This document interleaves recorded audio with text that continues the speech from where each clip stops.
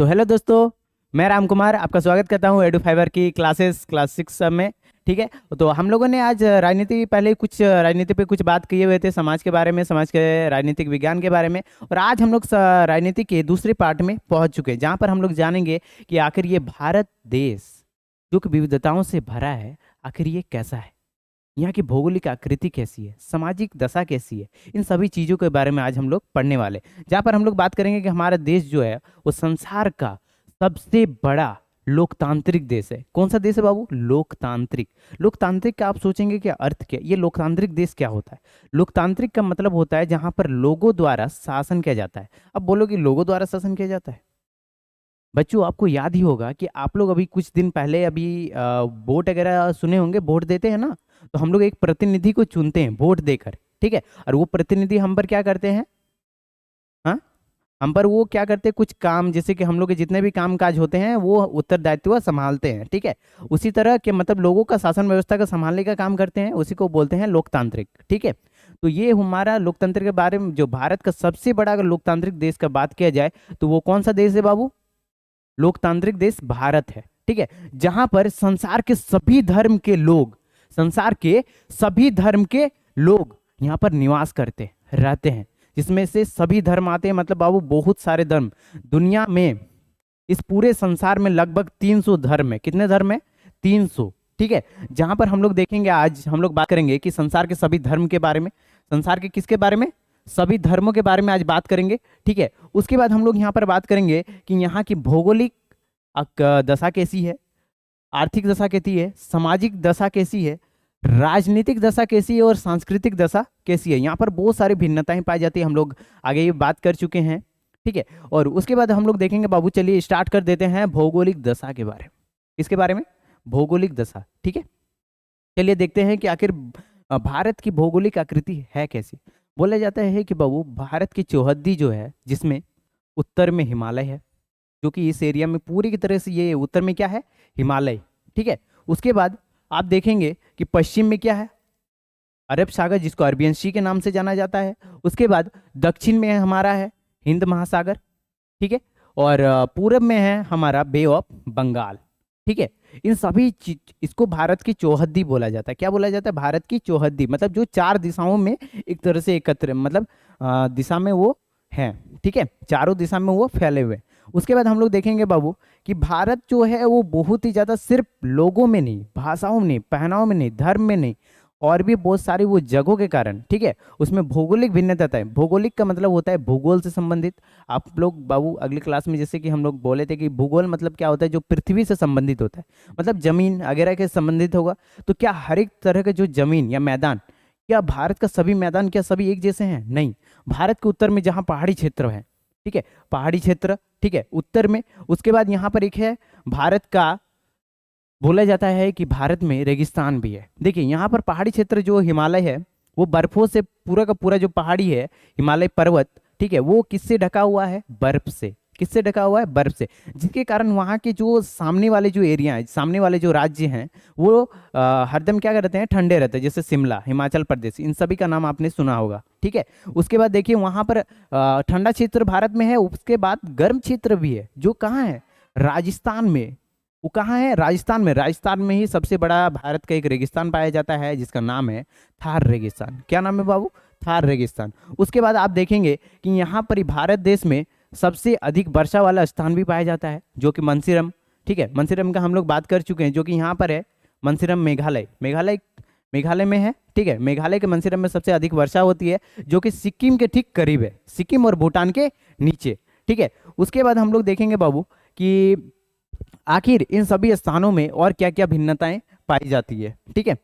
यहाँ पर देखेंगे, यहाँ पर हम लोग के भारत में, ठीक है, एक डेल्टा भी है, जिसका नाम है सुंदरबन डेल्टा। क्या नाम है? सुंदरबन डेल्टा, ठीक है। उसके बाद यहाँ पर कुछ पहाड़ियाँ पाई जाती है, जैसे दक्कन का पठार। दक्षिण में यहाँ पर है दक्कन का पठार, इस जगह में है, ठीक है, दक्कन का पठार है। उसके बाद हम लोग यहाँ भौगोलिक आकृति के बारे में बाबू जान चुके हैं। जैसे भौगोलिक आकृति में हम लोग के स्टेशन, पता है ना कि रेलवे लाइन भी है, ठीक है। तो इन सभी के बाद हम लोग बात करते हैं कि धर्म के बारे में, धार्मिक, सांस्कृतिक और सामाजिक और सांस्कृतिक व्यवस्था के बारे में, कि धार्मिक, सामाजिक एवं सांस्कृतिक हमारी जो विविधता है वो हमारे भारत देश में कैसी है। ठीक है, दुनिया के 4 प्रमुख धर्म का उद्भव भारत में हुआ था। कब हुआ था बाबू? भारत में। ठीक है, कब हुआ था, मतलब सॉरी, कहाँ हुआ था? भारत में। ठीक है, हम लोग देखेंगे दुनिया के 4 ऐसे धर्म जिसमें हम लोग बात किया जाते हैं हिंदू धर्म। ठीक है, हिंदू, बौद्ध, ठीक है, बौद्ध धर्म।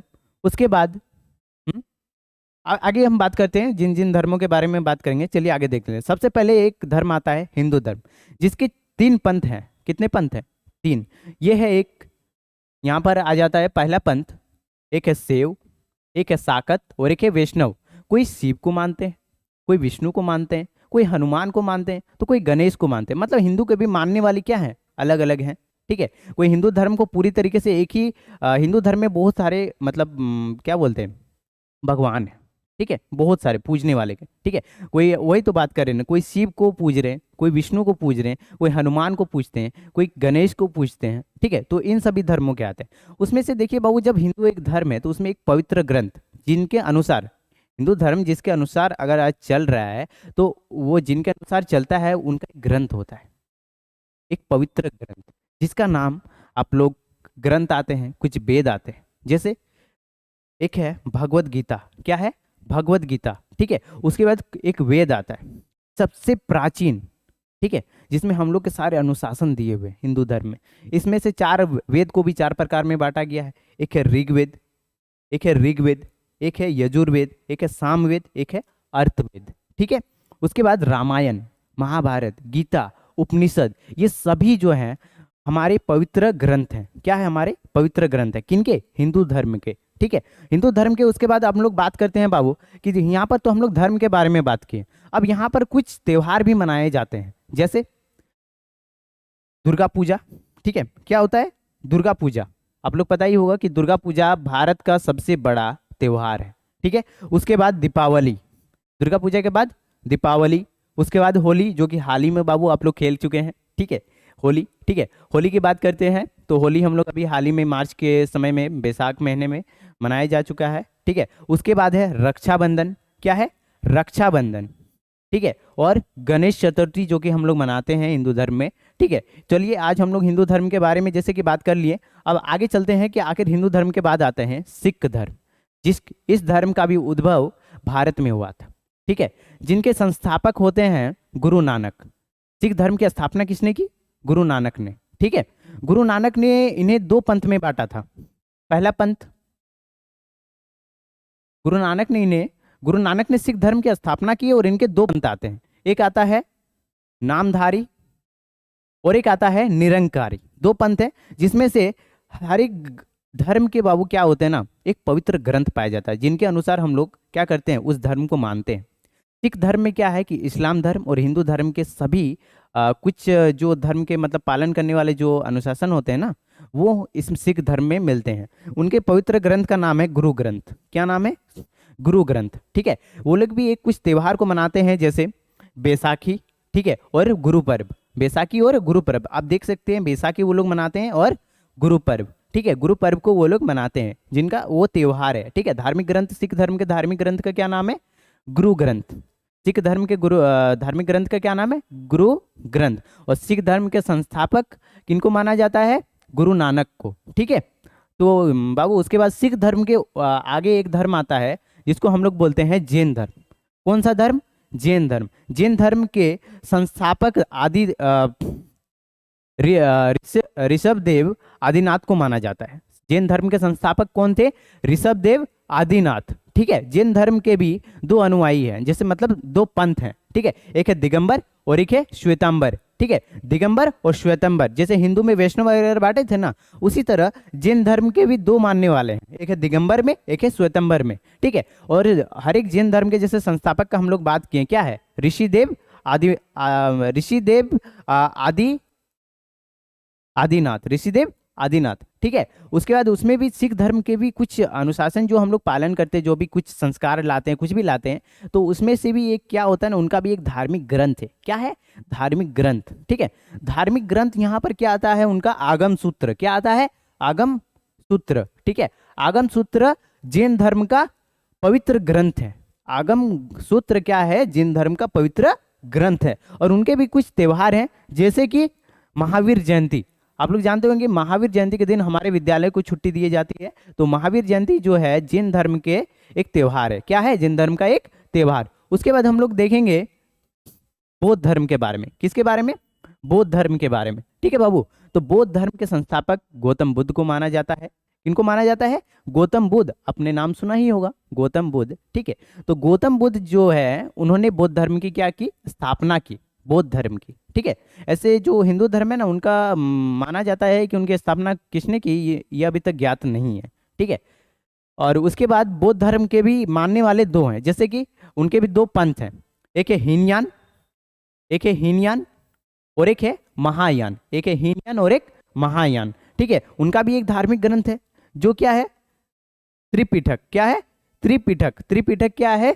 बौद्ध धर्म का धार्मिक ग्रंथ है। ठीक है। त्रिपिटक, जिनमें बौद्ध धर्म के कुछ उपदेश दिए हुए हैं। जहां पर हम लोग त्योहार की अगर बात करें बौद्ध धर्म में, तो वो है एक बुद्ध जयंती, बुद्ध जयंती, और एक है बैशाख पूर्णिमा। बैशाख पूर्णिमा बौद्ध धर्म में मनाए जाते हैं। ठीक है। उसके बाद आता है इस्लाम धर्म, जो कि आज लगभग विश्व में भी फैला हुआ है। इस्लाम धर्म, जिनके संस्थापक हैं हजरत मोहम्मद। कौन है? हजरत मोहम्मद। ठीक है। जिनका जन्म मक्का में हुआ था। इस्लाम धर्म के संस्थापक कौन है? हजरत मोहम्मद, जिनका जन्म कहाँ हुआ था? मक्का में। ठीक है। और इस्लाम धर्म को भी दो पंथ है, दो पंथ पाए जाते हैं, जैसे कि सिया, एक आता है सिया। इस्लाम धर्म के दो पंथ है, एक है सिया, एक है सुन्नी। और एक क्या है? सुन्नी। ठीक है। और इस्लाम धर्म में भी एक पवित्र ग्रंथ पाया जाता है, जिनके अनुसार लोग क्या करते हैं? उनका पालन करते हैं। ठीक है। उनको बोलते हैं कुरान। कौन सा है? कुरान। ठीक है। तो कुरान बोला जाएगा कि इस्लाम धर्म का धार्मिक ग्रंथ का क्या नाम है? तो क्या नाम है? कुरान। क्या नाम है? कुरान। ठीक है। उनका कुछ त्योहार है, जैसे ईद, रमजान, मुहर्रम।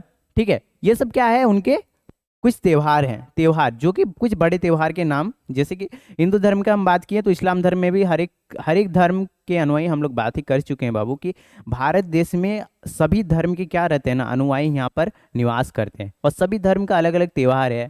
ठीक है। और अलग अलग उनका ग्रंथ है, मानने वाले अलग अलग धर्म में तो अलग अलग ग्रंथ भी होंगे। ठीक है। तो त्योहार की हम लोग बात कर चुके हैं, जिसमें क्या है? एक है ईद, मुहर्रम और एक रमजान। ठीक है। ये रमजान के लास्ट मतलब आखिरी दिन पे ही क्या होता है? ईद मनाया जाता है। ठीक है। उसके बाद हम लोग बात करते हैं ईसाई धर्म की। कौन से धर्म के? ईसाई धर्म। ईसाई धर्म के संस्थापक हैं कौन? ईसा मसीह। ईसा मसीह, जिनके जन्मदिन को हम लोग 25 दिसंबर को मनाते हैं। ठीक है। 25 दिसंबर को ईसा मसीह का जन्मदिन है। और ईसा मसीह ने कौन से धर्म की स्थापना की थी? ईसाई धर्म की। ठीक है। ईसाई धर्म की उन्होंने क्या की थी? स्थापना की थी। ठीक है। और जिनका धार्मिक ग्रंथ है बाइबल। क्या है? बाइबल। ठीक है। जिनका धार्मिक ग्रंथ क्या है बाबू? बाइबल। ठीक है।